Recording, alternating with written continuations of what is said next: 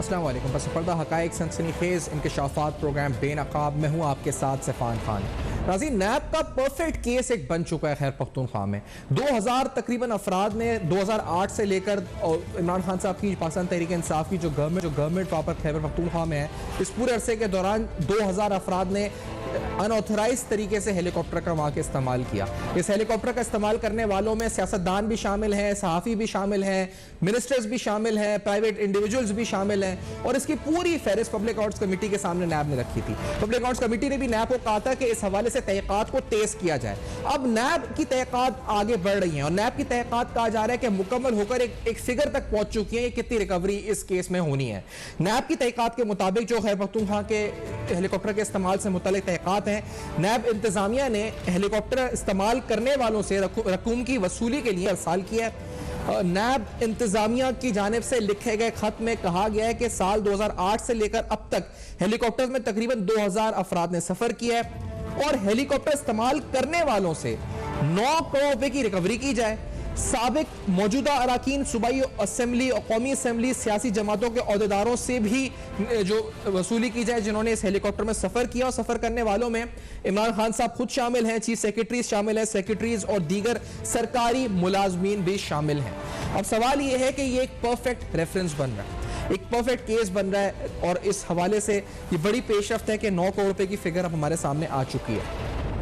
अब सवाल यहां पर यह है कि जब ये केस बन चुका है परफेक्ट, तो इस केस में खलल डालने के लिए या कानूनी तहफ़्फ़ुज़ देने के लिए एक बिल पेश किया गया है खैबर पख्तूनख्वा की असेंबली में, और इस बिल के अंदर एक बहुत ही इंपॉर्टेंट कैच है। आपको ये तो इसमें अंदाजा है कि इस बिल में हमने जो आपको बताया कुछ सीधा नुकात आपके सामने रखे हैं। पहले आपको शौकत यूसुफ़ज़ई साहब ने जब ये बिल पेश हुआ है कल असेंबली में, आपको सुना भी दिया जब ये बिल पेश हो रहा था, माहौल क्या था। लेट्स हियर दिस, क्या कहा था उन्होंने। Let's hear this. Khyber Pakhtunkhwa Minister Salaries, Allowances and Privileges Second Amendment Bill 2022 in the House. The bill stand introduced.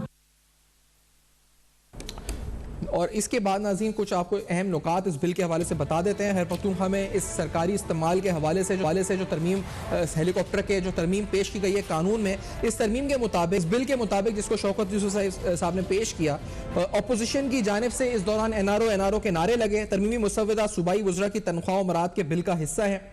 ये कहा गया जी कि 1 नवंबर 2008 से लेकर अब तक सरकारी हेलीकॉप्टर के इस्तेमाल की पूछगछ नहीं की जाएगी। इस मुजवज़ा बिल में यह भी कहा गया कि 14 साल के दौरान दस्तावेज़ात की कमी, हेलीकॉप्टर में सफ़र करने वाले शख्स से भी पूछगछ नहीं की जा सकेगी, और सरकारी हेलीकॉप्टर को किराए पर ज़ाती मकासद के लिए भी इस्तेमाल किया जा सकता है। ज़ाती मकासद के इस्तेमाल के लिए वज़ीर आला खैबर पख्तूनख्वा से इजाज़त लेनी होगी, जबकि सरकारी हेलीकॉप्टर अब वज़ीर आला के अलावा वज़ीर, मुशीर, मावने खुसूसी या सरकारी एहलकार भी इस्तेमाल कर सकता है। हेलीकॉप्टर के इस्तेमाल के लिए वज़रा की तनख्वाहों और मराद से मुतालिक बिल में तरमीम की जाएंगी। इस मुजवज़ा बिल के अंदर जो मैंने आपको बताया कि ये तो इसके बेसिक सेलिएंट फीचर्स हैं कि किस तरह इसमें कुछ मराद हैं और कुछ इस हवाले से जो इसमें चीज़ें शामिल की गई हैं कि किस तरह ये हेलीकॉप्टर अब किराए पर दस्तयाब होगा। आपने किराए की रिक्शा, किराए का टैक्सी सुनी होगी, आपने प्राइवेट टैक्सी सर्विसेज सुनी होंगी। अब खैबर पख्तूनख्वा का जो हेलीकॉप्टर है वो भी आपको प्राइवेटली आपको अवेलेबल होगा, किराए पर आप ले सकते हैं सीएम के अप्रूवल के बाद। इसमें कैच क्या है? इसमें कैच ये है कि इसका जो पॉइंट 7 है, आप इस ड्राफ्ट में जाएं तो इसमें लिखा है जी कि all official journeys so carried out and undertaking on any aircraft और helicopter of the government by the chief minister, any minister adviser और special assistant of the chief minister और गवर्नमेंट सर्वेंट और any of his support staff, aides and any other individual, यानी any कोई भी शख्स जिसने 1 नवंबर 2008 से till the commencement of the Khyber Pakhtunkhwa Minister's Salaries, Allowances and Second Amendment 2022, यानी 2008 से लेकर 2022 तक जिस शख्स ने भी मिनिस्टर है, सर्वेंट, पब्लिक सर्वेंट है, नहीं है, एड है सीएम का या एनी इंडिविजुअल जिसने भी ट्रैवल किया है, उसमें लिखा है जी कि shall deem be validly carried out and undertaking under this act and shall not be called in question for want of any deficiency of procedure और approval as the case may be. तो ये है जी वो NRO जिसका हम जिक्र कर रहे हैं। इस बारे में असेंबली के अंदर भी शोर हुआ था कल, क्या कहा गया लोगों की तरफ से, लेट्स हियर दिस, आपको ये भी सुनाता हूं। ये एनआरओ किसको दिया जा रहा है? इमरान खान तो वो बंदा है जो कहता होता था कि मैं इसको एनआरओ नहीं दूंगा, मैं उसको एनआरओ नहीं दूंगा। आज तो सूबाई असेंबली को रबड़ स्टंप की तरह इस्तेमाल किया जा रहा था और ये लोग एनआरओ मांग रहे। मेरे साथ अहमद करीम गुंडी साहब प्रोग्राम में साथ मौजूद हैं, MP हैं आप, खैर वक्त असेंबली में पीपल्स पार्टी के हमें ज्वाइन कर रहे हैं। अहमद साहब बहुत शुक्रिया आपने प्रोग्राम में ज्वाइन किया। सर फरमाइए ये बिल किस तरह मंजूर हुआ? बजाय लग रहा है किसी को बचाने की कोशिश है और साफ नजर भी आ रहा है कि इसको बचाने की कोशिश है। ये तो नैब अपनी तहकीकात मुकम्मल कर चुका है, कह रहा है कि 9 करोड़ रुपए की ये मामला है रिकवरी का, और इधर ये बिल पेश हो गया। कानूनी तौर पर क्या फर्क पड़ेगा नैब के केस पर इससे?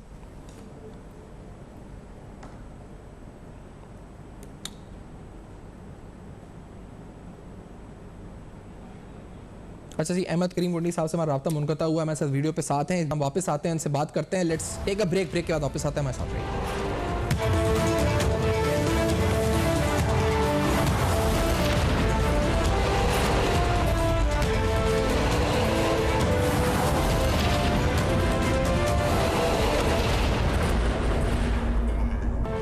वेलकम बैक, आप देख रहे हैं बेनकाब। अहमद करीम कुंडी साहब प्रोग्राम में साथ मौजूद हैं। खैर पख्तूनख्वा असेंबली में बिल पेश हो चुका है, आपको बताया कि बिल के हवाले से लोग क्या कह रहे हैं, बिल किस तरह पेश हुआ और बिल में कानूनी नुकात क्या मौजूद है। नैब अपनी तहकीकात मुकम्मल कर चुका है। अहमद करीम कुंडी साहब आप हमारे साथ मौजूद हैं, आपको आवाज आ रही है, ये फरमाएगा कि ये किसको बचाने की कोशिश है, ये तो नजर आ रहा है, लेकिन नैब तहकीकात मुकम्मल कर चुका है। क्या आपको लगता है कि ये इससे मामला खलल आएगा कोई इस इंक्वायरी में नैब की?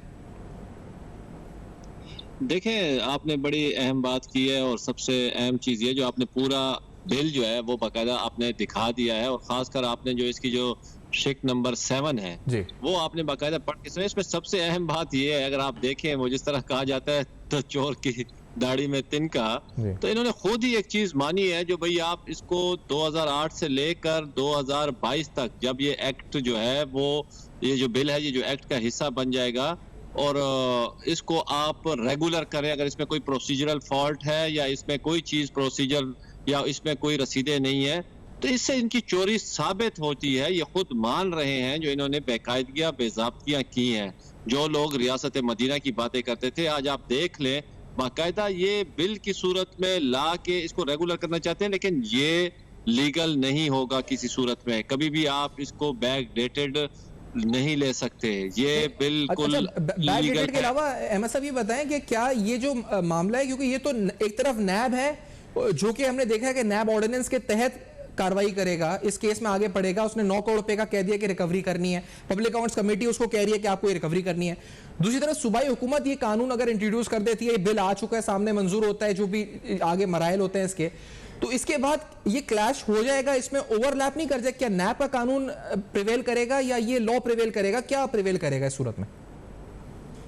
देखें, इस पे इंक्वायरी फाइनल हो चुकी है। ये पहले कोशिश करते रहे, हमने इसमें नहीं इनको करने दिया। अगर ये यहाँ से करेंगे भी सही तो ये इनकंसिस्टेंट टू द लेजिस्लेशन होगा। अच्छा। ये बाकायदा हम इसमें कोर्ट में भी जाएंगे, और ये किसी सूरत में भी, ठीक है इनकी यहाँ पे मेजॉरिटी है, अगर ये बजोर बाजू ये कर भी लेते हैं यहाँ पे, तो ये इनकंसिस्टेंट टू द लेजिस्लेशन होगा, टू द फंडामेंटल लॉ होगा, जो कि इस कोर्ट में भी उड़ जाएगा। और इसमें अब तो इम्प्लीमेंटेशन स्टेज पे है। नैब में इंक्वायरी इन्वेस्टिगेशन कंप्लीट हो चुकी है, अब तो एग्जीक्यूशन होनी है, रिकवरी होनी है। 90 मिलियन की रिकवरी इनके ऊपर साबित हो चुकी है और तमाम प्रोसीजर से गुजर चुकी है। ये अभी सो के उठे हैं और जाके उसको कानून की शक्ल देना चाहते हैं, जो कि इल्लीगल है।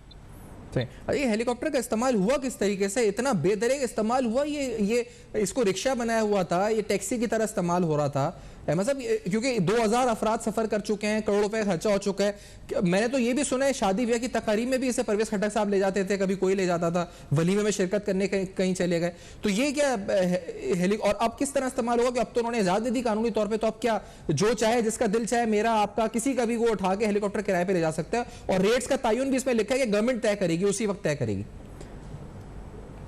हेलीकॉप्टर इस्तेमाल हो नहीं रहा था, बल्कि हेलीकॉप्टर अभी तक इस्तेमाल हो रहा है। आप देख लें, खान साहब जो है अभी भी जलसों में यही हेलीकॉप्टर, खैबर पख्तूनख्वा का सरकारी हेलीकॉप्टर, जो लोग रियासत मदीना की बातें करते थे, जो लोगों को चोर डाकू कहते थे, वो खुद आज जो है इस लॉ के पीछे, इस एक्ट के पीछे छुपना चाहते हैं।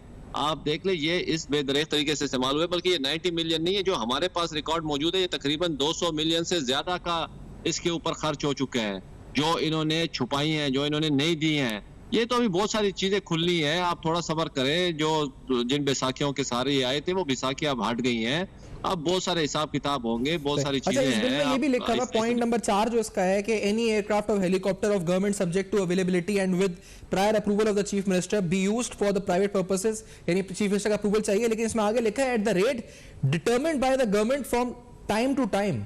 अब इन्होंने कोई रेट का तयन नहीं किया। इसका मतलब ये जब आपको रिक्वेस्ट देंगे, मिसाल के तौर पे जो रिक्वेस्ट दे रहे हैं इमरान खान साहब दे रहे हैं, उनको तो रिक्वेस्ट की जरूरत नहीं है, जो भी एक फॉर्मेलिटी पूरी करनी है, तो ये रेट का तयन उसी वक्त किया जाएगा। किसी को यानी मुफ्त में भी दे सकते हैं, इनकी मर्जी है, अगर ये चाहें तो मुफ्त में दे दें, किसी को चाहे किराए पे दे दें। तो ये अपने इन्होंने रेट भी ओपन रख दिया है इसका कि किसी भी रेट पे जा सकता है ये। देखिए, मैं तो बार बार आपको ये गुजारिश कर रहा हूँ, ये जो लॉ ये जो लाए हैं बिल, ये totally inconsistent to the fundamental law है। इसके statement of object and reason को भी आप देख ले, वो भी बाकायदा जो एक रिक्वायरमेंट होती है उसके मुताबिक नहीं है, और उसके नीचे हमेशा जब एक्ट बन जाता है उसके नीचे रूल्स एंड रेगुलेशंस बनती है। लेकिन मेरे कहने का मकसद ये इनिशियल स्टेज में ये बेवकूफ लोग हैं, इनको गैर संजीदा किस्म के लोग हैं, इन्होंने अब ये चोरी को छुपाने के लिए कानून लाना चाहते हैं जो कि इनकी चोरी को कंफर्म कर रहे हैं। खुद ये कह रहे हैं जो भैया 2008 से 2022 तक इसको आप लागू करवाएं और जो रेट हम तयन करेंगे। भाई आप कौन होते हैं सरकारी चीजों का रेट का तयन? ये तो डिटरमेंट है पहले से, और ये तो जिस तरह फ्यूल और चीजें मार्केट में बढ़ती है उसी के मुताबिक बढ़ेंगी।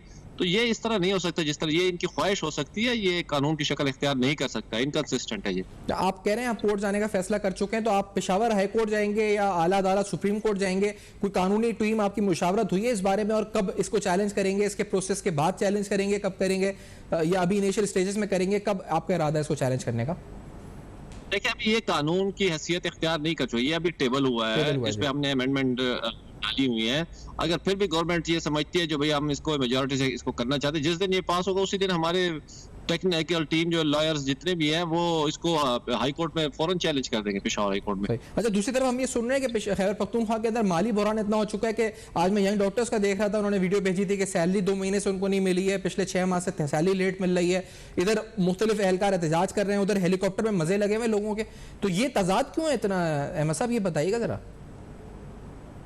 देखें, ये जो हमारे यहाँ पे सुबह जिस तरीके से ये लोग चलाते रहे हैं एडहॉक के बेस के ऊपर, इनकी जो गैर संजीदगी है वो आपके सामने है। जो लोग रियासत मदीना की बात करते थे, जो लोग कहते थे मैं साइकिल पे आऊंगा, जो लोग कहते थे मैं गवर्नर हाउस की दीवारें गिरा दूंगा, इससे यूनिवर्सिटी बना दूंगा, ये आपके सामने सारे हैं। सारे इनके झूठे वादे अब लोगों के सामने आया हो चुके हैं। और मैंने आपसे गुजारिश की है, जिन बैसाखियों की मदद से आए थे वो बैसाखी हट गई है। सिर्फ ये चीजें नहीं है, आगे आप देखें, ये बड़ा आपको छोटी चीज नजर आएगी। मैंने तो आपको कहा ये 200 मिलियन का जो इन्होंने ज्यादती की है सूबे के साथ, उस सूबे के साथ जो कि बड़ी मतलब है कमजोर माशी सूरत हाल पे है। ये अपना वफाक के आगे जब इनकी हुकूमत थी, ये अपना सूबाई मुकदमा लड़ नहीं सके, इनको हम कह के पीट गए, नेट हाइडल प्रॉफिट ये लोग ला नहीं सके, फेडरल एक्साइज ड्यूटी ऑयल के ऊपर ले नहीं सके, तमाम चीजें आईजी साहब इन्होंने करवाया, वैकॉक के ऊपर इन्होंने करवाया। ये उस वक्त बिल्कुल सोए हुए थे, लेटे हुए थे, हम इनको ये बातें बार बार करते थे। अगर ये कह रहे हैं आज के माली बहरान की वजह ये है कि नेट हाइडल प्रॉफिट नहीं मिल रहा है वफाकी हुकूमत से, या फिर वफाकी हुकूमत की वजह से हमें माली बहरान है,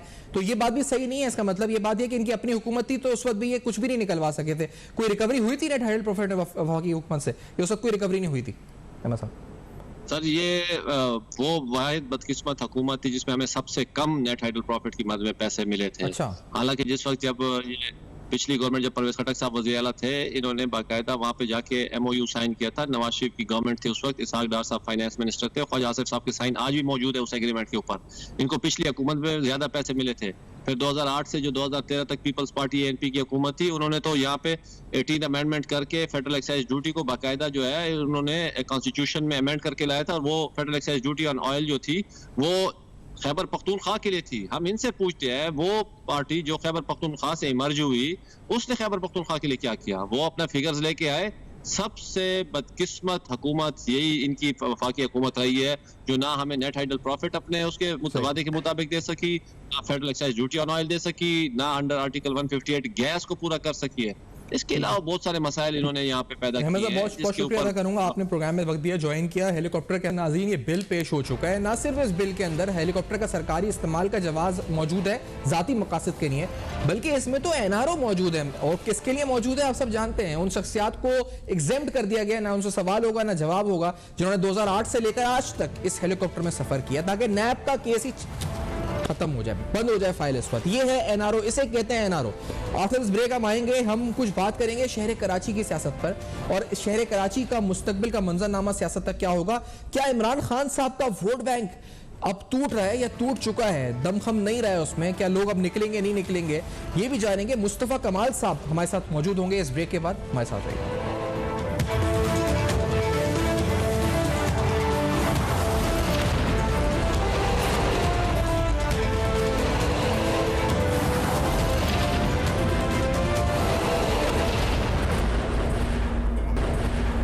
वेलकम बैक, आप देख रहे हैं बेनकाब और आज बेनकाब में कुछ अहम तरीन सवालात हम उठाते हैं। मुस्तफा कमाल साहब सरबराह पाक सज़रीन पार्टी प्रोग्राम में आज साथ मौजूद हैं। मुस्तफा कमाल साहब बहुत शुक्रिया, आपने प्रोग्राम में ज्वाइन किया।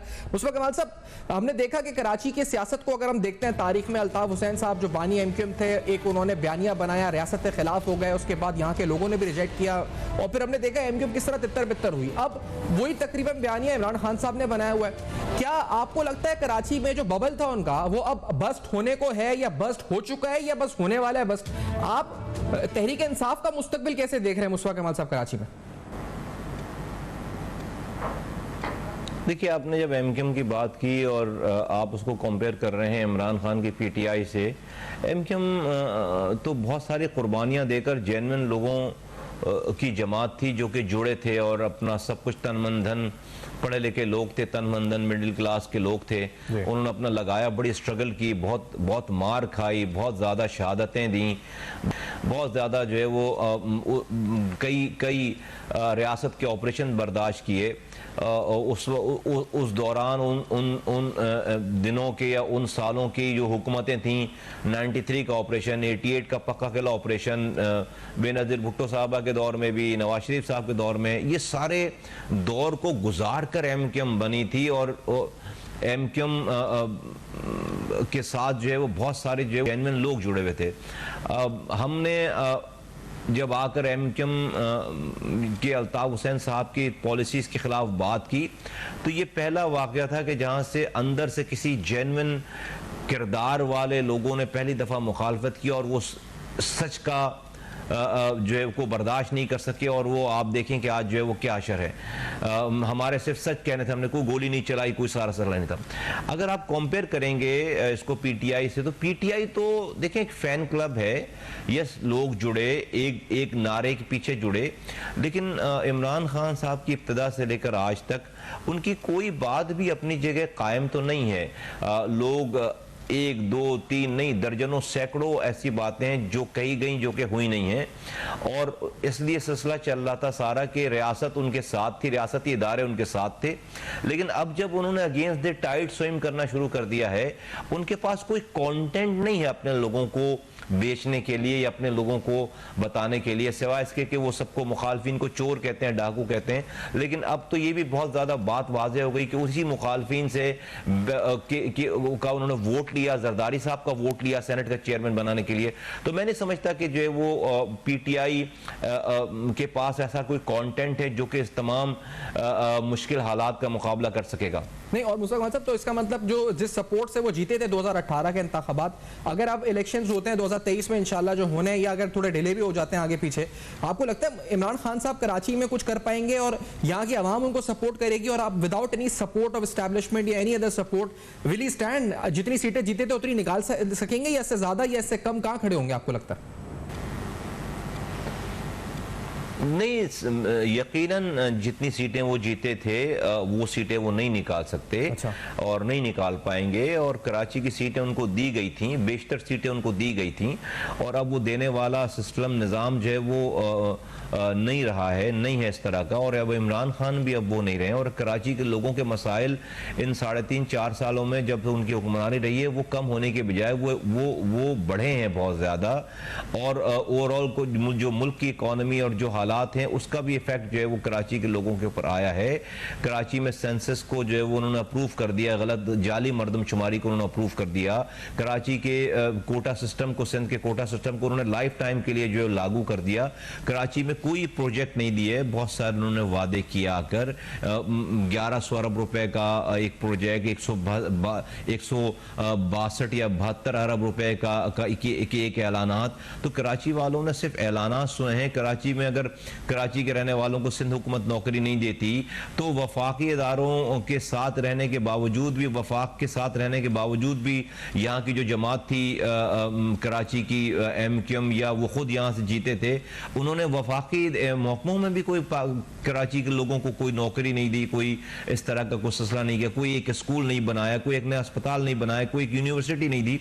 तो क्यों कराची के लोग किस बात पे वोट देंगे और किस बात पर जो है उनको सपोर्ट करेंगे, अपनी सपोर्ट जारी रखेंगे? और ना वो हालात हैं और ना वो कराची के लोगों की वो कंडीशन ऐसी है कि वो अब किसी झूठे दावे या वादे में आ सकें। अच्छा मुस्तफा साहब, ये बताएं, क्योंकि हम देखते थे जब उनका बानी MQM का आखिरी दौर, जब आखिरी मतलब उनकी मीडिया में आती थी तकारीर, तो वो सुबह एक बयान देते थे, फिर दोपहर में बैठ के रात में एक बयान रात में देते थे, फिर सुबह में बैठ के दीगर पार्टी के कुछ रहनुमा आके बताते थे भाई का ये मतलब नहीं था, भाई का वो मतलब नहीं था, भाई ये कहना चाह रहे थे।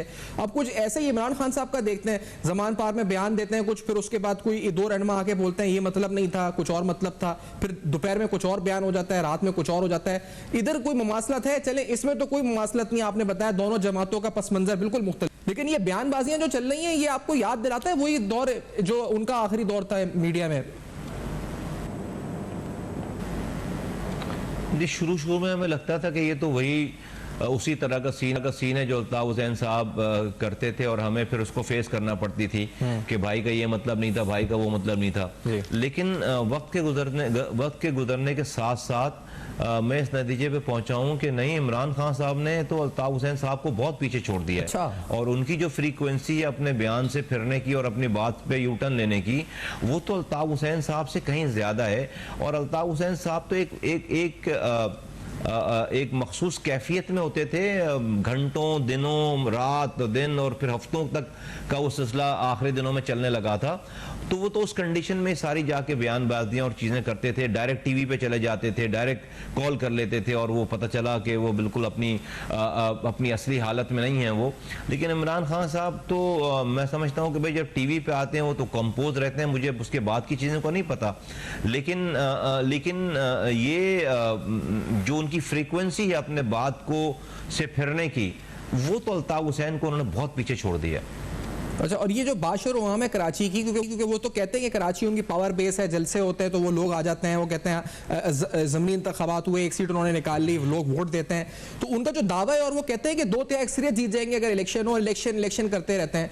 तो डू यू फील कि वो ऑन ग्राउंड कराची शहर तक है सपोर्ट, या आप जिस तरह कह रहे थे कि पीछे से सपोर्ट नहीं है तो वो नहीं ले सकते सीटें, लेकिन आवाम की हद तक लोग उनको अब उनकी आवाज़ पर आएंगे, बाहर उनकी आवाज़ पर वोट देंगे, आपको लगता है इमरान खान साहब की? देखें, जब ये उनकी हुकूमत हटी और दोबारा नवाज शरीफ साहब PMLN और पीपल्स पार्टी की हुकूमत आई और जरदारी साहब और PMLN के लोग जो है वो स्क्रीनों पे नज़र आने लगे, तो आवाम के कितनी गलत यादें हैं इन हुकूमतों से। ख़ास तौर पे अगर मैं आप सिंध की बात करूं और अगर मैं आपको कराची की बात करूं, तो पीपल्स पार्टी के से जो है वो यहाँ के लोग जितने परेशान हैं पिछले 15 सालों से, जो पीपल्स पार्टी ने नशर किया है, तो उसका एक रिएक्शन आया, एक इमीडिएट रिएक्शन आया, एक नेचुरल रिएक्शन आया, और लोग जो है ज़िद में जाकर जो है वो अल्ताफ हुसैन इनके साथ इमरान खान साहब के साथ जो है वो खड़े हो गए, उनके जलसों में आ गए और वोट भी दे दिए और सारी चीज़ें। लेकिन देखें, जैसे जैसे टाइम गुजरता है और सिर्फ रिटोरिक्स पे सिर्फ दूसरे को चोर कह के और अपने बयानियाँ बनाना, और जब लोग रियलाइज़ करते हैं कि भाई जब इनके पास हमने ताकत दी थी तो इन्होंने कौन सा जो है वो हमें छुटकारा हासिल कर दिया, आज अगर पीपल्स पार्टी सिंध में मजबूत है तो भाई इमरान खान साहब की नाअहली की वजह से मजबूत है। उनको मौका मिला था कि वो अपने काम से यहाँ पर अपनी बेस बनाते और लोगों और पीपल्स पार्टी के असर और रसूख को कम करते, लेकिन उन्होंने तो अपनी नाअहली से और उनके लोगों ने अपनी नाअहली पहले से उस असर रसूल को और ज़्यादा बढ़ा दिया है, उनके सामने अब कोई चीज़ जो है सामने दीवार नहीं रह गई। तो मैं समझता हूँ जैसे जैसे टाइम गुजरता चला गया इन पिछले 6 माह में, वो चीज़ जो कि 6 माह पहले थी वो अब नहीं है, और हर दिन के गुजरने के साथ वो चीज़ जो है कम आ जाएगी। देखिए इमरान खान साहब के साथ को जो पॉपुलैरिटी मिली, वो जब आप इमरान खान साहब के सामने जो है पीपल्स पार्टी और PMLN को रखेंगे और उनके रिवायती लोगों को रखेंगे, इमरान खान की तरफ ही लोग जो जाएंगे, क्योंकि इनसे इतने दुखे हुए हैं, इनसे इतने परेशान हैं कि उनको फिर जो है वो उन्हीं की शक्ल जो है वो अच्छी लगती है। लेकिन जब आप कोई अल्टरनेट लेकर आएंगे, जब आप कोई जो है दूसरा ऑप्शन लेकर आएंगे, जब आप कोई दूसरा नैरेटिव लेकर आएंगे और लोगों को लगेगा कि नहीं भाई ये वो रिवायती लोगों के पास ये चीज़ नहीं जा रही है, तो यकीनन इमरान खान साहब के पास फिर कुछ भी बेचने के लिए नहीं रह जाएगा और उनकी पॉपुलैरिटी बहुत ज़्यादा नीचे आएगी। मैं कराची की हद तक और हैदराबाद की हद तक और अर्बन सिंध की हद तक तो मैं देखता हूँ कि इंशाअल्लाह ताला यहाँ पर एक ऑल्टरनेट मौजूद है और किरदार वाली ऑल्टरनेट मौजूद है, और इंशाअल्लाह ताला आपको आइंदा आने वाले इलेक्शंस में वो सीन और वो नक्शा और वो नंबर्स नजर नहीं आएंगे PTI के जो इससे पहले 2018 के इलेक्शन। नाज़रीन, एक मुख्तसर ब्रेक लेते हैं, जिस ब्रेक के बाद हम आते हैं तो कराची की सियासत पर और मुस्तफा कमाल साहब का अपना जो पावर शो या अपनी उनकी तैयारी कराची की सियासत को लेकर क्या है, ये भी सवाल उठाएंगे। एक मुख्तसर ब्रेक के बाद हमारे साथ जुड़े रहिए।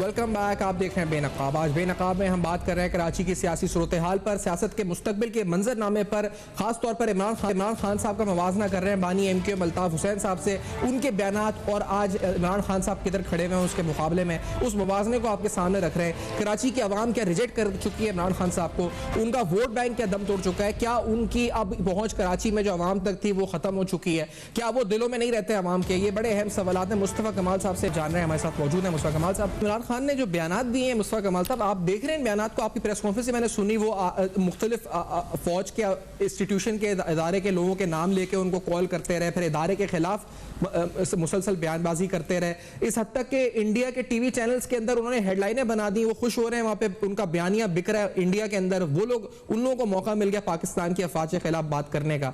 तो ये जो बयानात अभी आप मवाजना कर रहे थे ना, हम बानी और MKM और इनका, तो ये इस बयानबाजी के अंदर कौन माजी ले गया? आपको नहीं लगता इमरान खान इधर भी आगे आ गए हैं उनसे, या एक कदम आगे हैं या पीछे हैं? आपकी नज़र में किधर खड़े हैं इमरान खान साहब, कमाल साहब?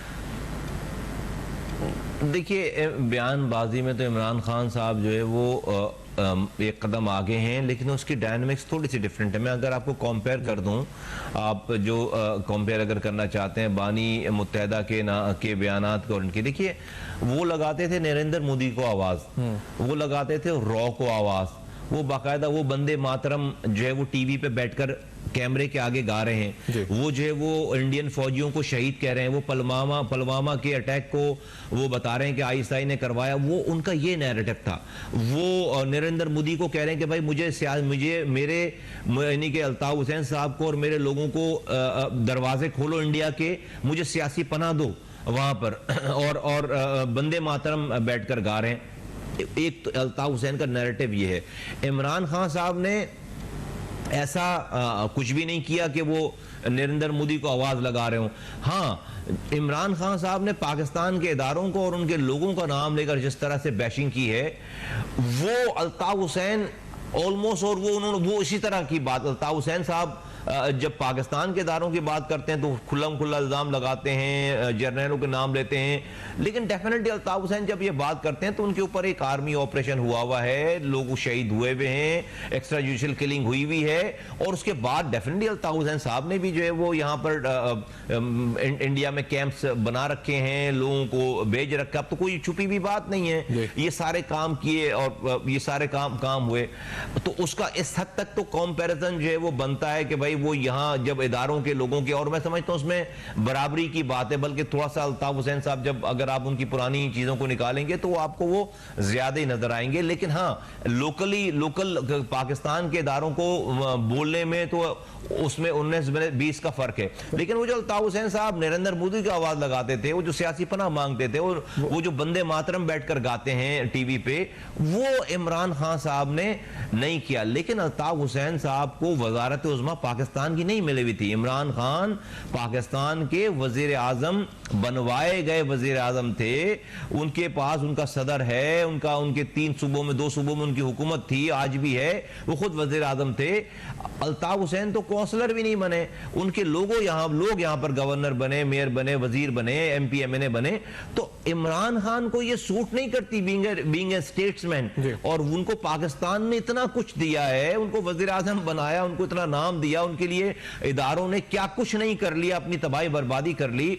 और वो इदारे जो कि सिर्फ न्यूट्रल हो गए और सिर्फ उनकी नाजायज जो है वो मदद नहीं कर रहे थे, भाई वो क्या उनका नैरेटिव है? उनका नैरेटिव अगर ये होता है इमरान खान साहब का, जिसपे वो गालियां बक रहे हैं या बुरा बोल रहे हैं कि भाई इदारे जो है वो किरदार अदा ना करें, या इदारों को पाकिस्तान की एस्टेब्लिशमेंट का सियासत में किरदार नहीं होना चाहिए, हम भी उसकी हिमायत करते। वो तो इस वाली बात पर गाली बक रहे हैं कि पाकिस्तान की एस्टेब्लिशमेंट पाकिस्तान की सियासत में अपना किरदार उनके हक में क्यों नहीं अदा कर रही, उनको जो है वो क्यों नहीं जो है वो सपोर्ट कर रही। मुखालफिन को राना सनाउल्लाह की गाड़ी में फिर उनकी तरह जो है वो हेरोइन रखकर किसी सियासतदान की गाड़ी में क्यों नहीं उसको बंद कर रहे? रियासत का जवाब को क्यों नहीं बंद कर रहे? झूठे केसेस क्यों नहीं? रियासत का रद्देअमल कैसा है? आपने दोनों देखे ना रद्देअमल, आप तो उधर थे उस वक्त MQM में, फिर आप खैर जब ये सारा मामला चैप्टर हुआ, आपने शुरू से देखा है मामलात सारे, वहां पर ये बयानबाजी होती थी रियासत का रद्देअमल। इमरान खान साहब के दौर में रियासत का रद्देअमल, आपको कोई फर्क महसूस हुआ? इमरान खान साहब बयान देते हैं, फिर पलट जाते हैं, फिर माफी मांग लेते हैं, कुछ और दे देते हैं। तो इन पर जो हुकूमत को एक्शन लेना चाहिए था, रियासत को लेना चाहिए था, वो भरपूर कार्रवाई हुई है? इनके ऊपर नहीं हुई है अभी तक। जमीन और आसमान का फर्क है, जमीन और आसमान का फर्क है। और कुछ भी नहीं हुआ PTI के खिलाफ या इमरान खान के खिलाफ या उनके लोगों के खिलाफ।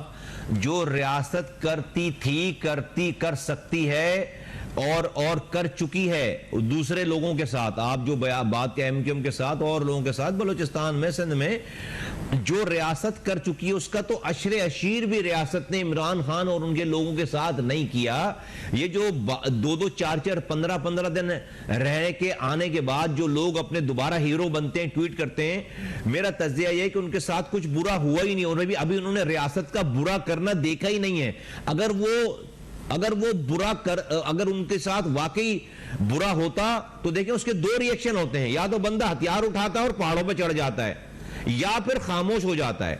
अगर वाकई जो रियासत करती है उसके बाद का गुस्सा फिर ये होता है, बाद में आके ट्वीट तकरीरें नहीं करता, इसका मतलब है कुछ हो ही नहीं है आपके साथ। रियासत ने अभी आपके बस के ऊपर हल्का हाथ, भी मैं कहता हूं बहुत हल्का वर्ड है कि हल्का हाथ रखा, नहीं कुछ भी नहीं किया। आपको तो अभी हनीमून टाइम चल रहा है, अभी तो रियासत कुछ भी नहीं किया उस मुकाबले में जो जिस तरह रियासत कर चुकी है, करती रही है, कर सकती है, उसके कंपैरिजन में, उसके मुकाबले में इमरान खान और उनकी PTI के साथ कुछ भी नहीं हुआ। हम जैसे सिंध का और कराची का डोमिसाइल रखने वाले लोग या बलूचिस्तान का डोमिसाइल रखने वाले लोग, उनके जहनों में यह बात जरूर है कि इस मुल्क में 2 तरह की ट्रीटमेंट है। जिस तरह से इमरान खान को ट्रीट किया गया है उस तरह से पाकिस्तान के दूसरे लोगों को ट्रीट नहीं किया गया।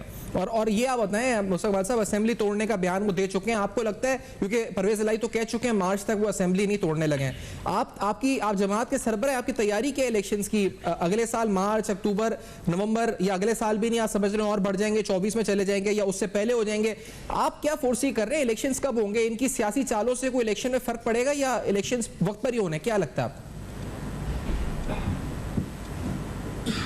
देखिए, हम हर वक्त तैयार हैं, हमारे पास तो कोई डल मोमेंट नहीं है। और कराची और अर्बन सेंटर्स में जितनी तबाही बर्बादी हो गई है, और मैं समझता हूँ कि लोगों के पास हमारे अलावा कोई और ऑप्शन नहीं है। यहाँ तक इलेक्शन की बात है, मैं समझता हूँ कि अभी जो मौजूदा हुकूमत है वो बहुत कंफर्टेबल पोजीशन पे है, और उसको कोई ऐसा प्रेशर नहीं है कि वो इलेक्शन जो है वो इमरान खान साहब की डिमांड पर और उनकी कॉल पर वो इलेक्शन की डेट्स उनको दे दें। मैं समझता हूं कि इलेक्शन से शायद अपने टाइम पर ही हों, और ज़्यादातर इम्कानात ऐसे ही हैं कि इलेक्शन अपने टाइम पर हों, और इमरान खान साहब के पास भी आगे चलकर कोई ऑप्शन नहीं रह जाएगा इस बात को मानने के अलावा कि मुझे लगता है कि उनको असेंबलियों में वापस आना पड़ेगा, और असेंबलियों में बैठकर जो नॉर्मल सियासत है वो सियासत करनी पड़ेगी। और ये जो उनका नैरेटिव है कि उनकी पार्टी के अलावा कोई और पार्टी या उसका रुकन कोई पाकिस्तान में अगर कोई मुंतखब हो गया तो वो डाकू है, चोर है, गद्दार वतन है।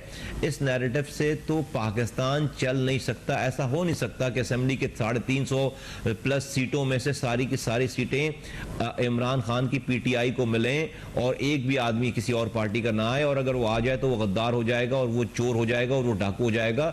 अगर ऐसा निज़ाम है तो फिर आएगा तो फिर तो इमरान खान साहब के नाम पर इस पाकिस्तान को एक स्टैम्प पेपर पे लिखकर उनके हवाले करना पड़ेगा, उनकी मिल्कियत में देना पड़ेगा। ये पाकिस्तान मिल्कियत नहीं है, ये पाकिस्तान तो सब लोगों की है। उनको आकर नॉर्मल सियासत करनी पड़ेगी, मैं समझता हूँ, पाकिस्तान के असेंबलियों में वापस आकर। अच्छा, लास्टली मुस्तफा समल साहब ये बता दें कि एडमिनिस्ट्रेटर्स की तैनाती के हवाले से एमके पीपल्स पार्टी मुआहदा हो चुका है। आप समझते हैं कोई कराची के हक में इसके बेहतरी आनी है, कुछ फायदा पड़ना है, इससे कुछ होना है फायदा आवाम का? आप देख किस वजह से रहे हो, फिर बल्दियाती के हवाले से आपकी तैयारी अपनी क्या है, अपनी जमात की आपकी?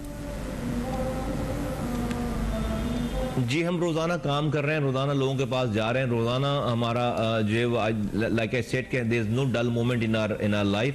हम हमारी छोटी छोटी कॉर्नर मीटिंग्स रोज़ाना होती हैं। हम लोगों से अपने राब्ते हमने जो वो बढ़ा रखे हैं और बढ़ा रहे हैं, और जो हालात हैं कराची के हो चुके हैं, सारी पार्टियों को मौका मिल चुका है, और उनके मौका मिलने के बावजूद पाकिस्तान कराची के मसाइल बड़े हैं, और लोगों को ये पता है कि आखिरी दफ़ा कराची मुस्तफ़ा कमाल के हाथों से बना था और इंशाअल्लाह ताला हम इसे दोबारा बनाएंगे। मुझे क्या मुआहदा हो रहा है एमक्यूएम और पीपल्स पार्टी का, मेरे पास उसकी इंफॉर्मेशन नहीं है, मुझे उसका एक्सेस नहीं है उस इंफॉर्मेशन का, तो इसलिए मैं बहुत ज़्यादा इसके ऊपर कमेंट नहीं कर पाऊंगा। बहुत शुक्रिया आपने ज्वाइन किया प्रोग्राम में मुस्तफा कमाल साहब, बहुत शुक्रिया आपको वक्त दिया, आपने वक्त दिया प्रोग्राम में। मुस्तफा कमाल साहब की गुफ्तगू आपने सुनी। कराची के सियास खान साहब का सियासी मुस्तकबिल, शहर कराची के अंदर आखिरकार इमरान खान साहब जो अपना कहते हैं कि उनका वोट बैंक है, बेस है, वो कायम भी है या ख़त्म हो चुकी है? ये बड़ा अहम सवाल है जो प्रोग्राम में हमने सियासी तौर पर उठाया। फीडबैक जरूर दीजिएगा फेसबुक, ईमेल्स और ट्विटर पर जो आपके सामने फ्लैश कर रहा है। देखते रहेगा अब तक, अपना बहुत ख्याल रखिएगा।